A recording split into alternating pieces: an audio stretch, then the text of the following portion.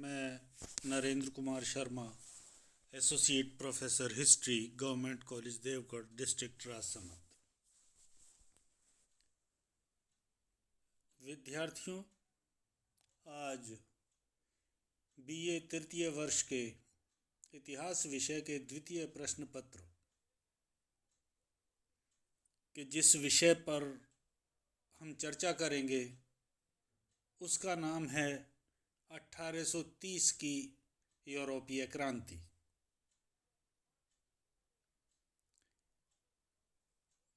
गत व्याख्यान में मैंने बताया था कि किस तरीके से यूरोप में नेपोलियन के उदय के पश्चात जो यूरोप का रक्त रंजित इतिहास है, युद्धों का इतिहास है, युद्ध से होने वाले आर्थिक और व्यक्तिक क्षति का जो इतिहास है, उसने यूरोप को झकझोर के रख दिया था। लोग युद्धों से परेशान थे और उन युद्धों की वजह से होने वाले जो समस्याएं थी, उन समस्याओं का निराकरण वो करना चाहते थे। और इसी क्रम में उन्होंने वियना में एक सम्मेलन बुलाया नेपोलियन के पतन के पश्चात, और उस सम्मेलन में ये तय किया कि हम किस तरीके से यूरोप को शांति की तरफ ले जाएं, यूरोप में युद्धों का दौर समाप्त हो और संपूर्ण यूरोप शांति के साथ रहे। इसी क्रम में यूरोप की संयुक्त व्यवस्था स्थापित करने का प्रयास किया। रूस के जार अलेक्जेंडर ने होली अलायंस का आह्वान किया। इस अलायंस के द्वारा उसने ये बताने का प्रयास किया कि जो यूरोपीय राजा हैं वो लोगों को, अन्य देश के राजाओं को अपना भाई माने और अपनी देश की जनता को, अपनी प्रजा को अपने पुत्रों की तरह माने। तो इस तरीके की व्यवस्था से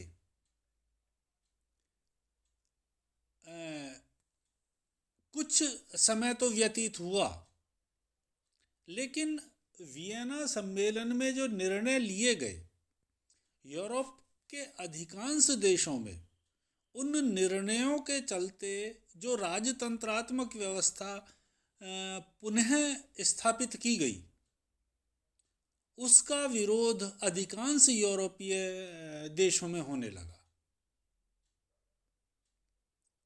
हम देखते हैं कि फ्रांस की राज्य क्रांति ने जिन विचारों को जन्म दिया था,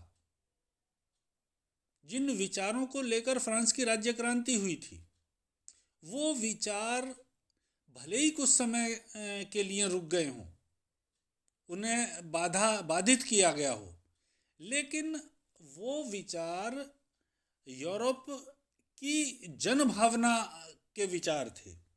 और इसी के चलते 1830 आते आते यूरोप के बहुत सारे देशों में, यथा France, Italy, Poland, Belgium, Switzerland, England, इन सभी देशों में क्रांति हुई। लोगों ने इन देशों में जो व्यवस्था थी, पुरातन व्यवस्था जो पुनः लागू की गई थी, उसके विरुद्ध आक्रोश पनपा था, और उस आक्रोश की जो अभिव्यक्ति है वो इन देशों में हुई।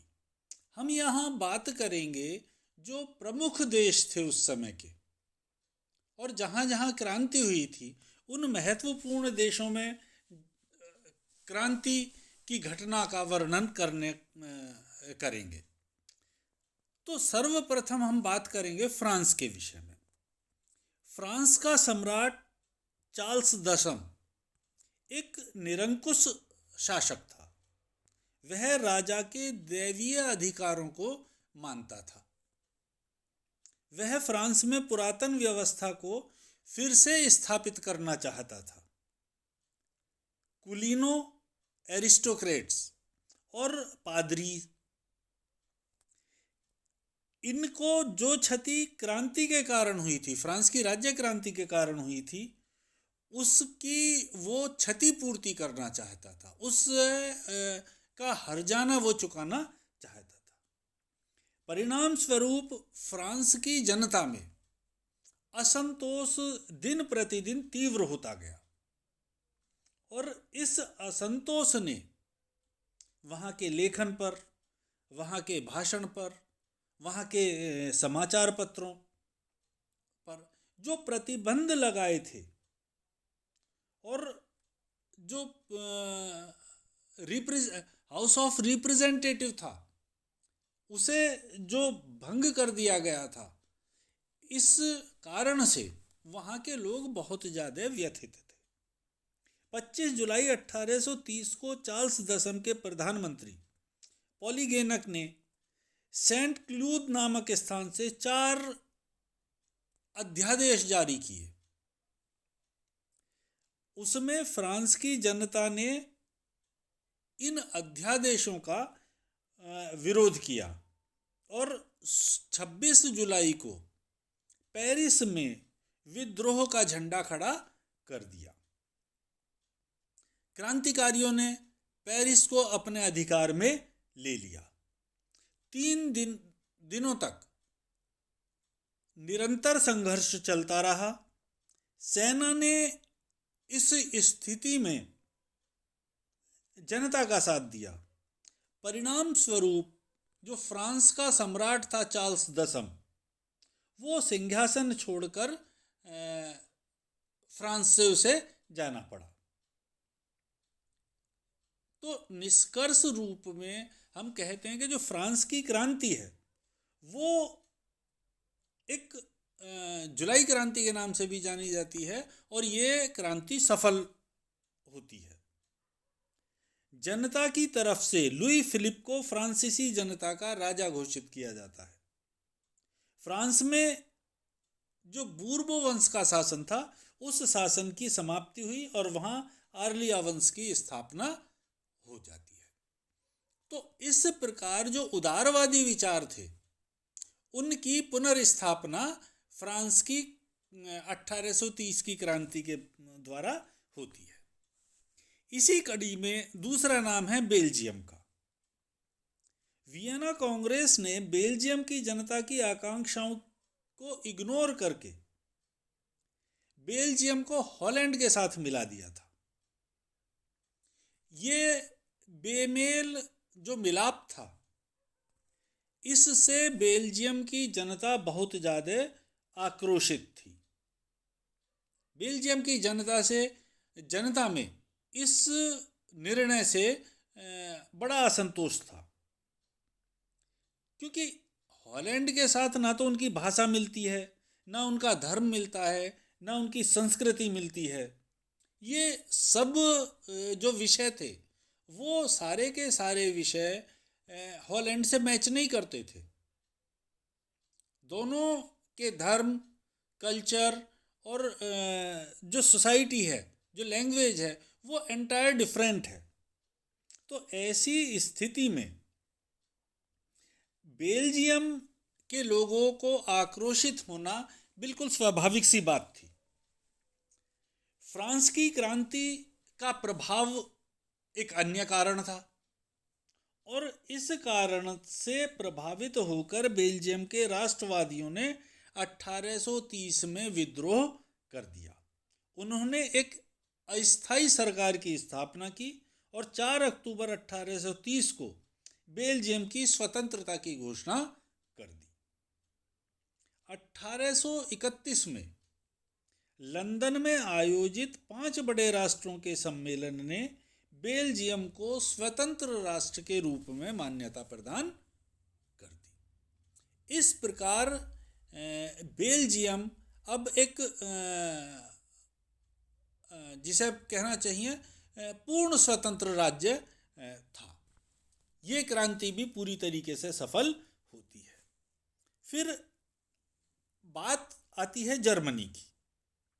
वियना कांग्रेस ने 1815 में जर्मनी के 39 राज्यों को मिलाकर एक ढीला ढाले संघ का निर्माण किया था, और इस संघ का जो अध्यक्ष है वो ऑस्ट्रिया का प्रधानमंत्री मेटरनिक को बनाया गया था।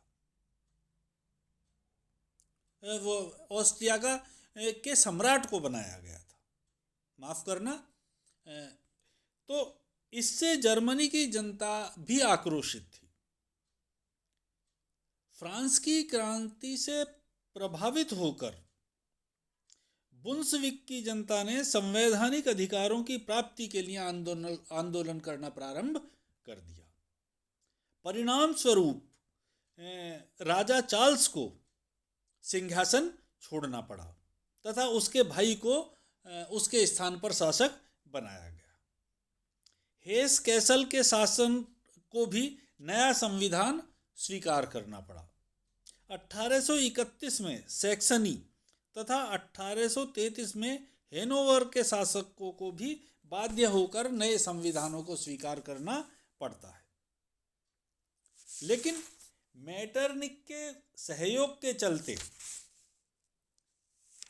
इन राज्यों के शासकों ने जनता को दिए गए जो अधिकार थे उन्हें वापस लिया और वहां पुनः निरंकुश और प्रतिक्रियावादी शासन की व्यवस्था लागू कर दी गई। तो हम ये देखते हैं कि मेटरनिक किसी भी दशा में जो उदारवादी विचार थे उन्हें एक्सेप्ट नहीं कर पा रहा था। वो पूरी तरह से रूढ़िवादी तौर तरीके में विश्वास करता था। जो पुरातन पंथी विचार थे उनका वो पोषक था। इटली भी फ्रांस की क्रांति से 1830 की फ्रांस की क्रांति से अछूता नहीं रहा था। यहाँ की जनता भी आंदोलित होती है। नवंबर 1830 में पोप के राज्य में विद्रोह हुआ। 1831 में परमा मेडोना में भी विद्रोह उठ खड़ा हुआ। परमा की रानी मैरी लुइसा को भागकर ऑस्ट्रिया में शरण लेनी पड़ी। इस अवसर पर मेटरनिक ने क्रांति का दमन करने के लिए इटली में अपनी सेना भी भेजी, जिसने क्रांतिकारियों को बलपूर्वक दमित किया। 1831 में रूस, प्रसा, ऑस्ट्रिया, फ्रांस और इंग्लैंड के प्रतिनिधियों ने मिलकर पोप के राज्य में सुधार करने के लिए पोप को एक ज्ञापन दिया। उस समय तो पोप ने सुधार की बात स्वीकार कर ली, किंतु बाद में वो अपने वचनों से पलट गया। अतः ऑस्ट्रिया की सेना के हटते ही वहां फिर से विद्रोह होना प्रारंभ हो गए। तो इटली की स्थिति भी यूरोप के अन्य राज्यों से कोई डिफर नहीं कर रही थी। अंतर उस इटली की स्थिति में नहीं था। उसी तरीके से 1830 में पोलैंड में भी, क्योंकि पोलैंड का अधिकांश भाग रूस को दे दिया गया था, इससे पोलैंड की जनता भी बहुत ज़्यादा असंतुष्ट थी। फ्रांस की क्रांति से प्रभावित होकर 29 नवंबर 1830 को पोलैंड के देशभक्तों ने वर्सा में विद्रोह कर दिया। उन्होंने अनेक रूसी अधिकारियों की हत्या कर दी और रूसी सेना को पोलैंड से खदेड़ दिया।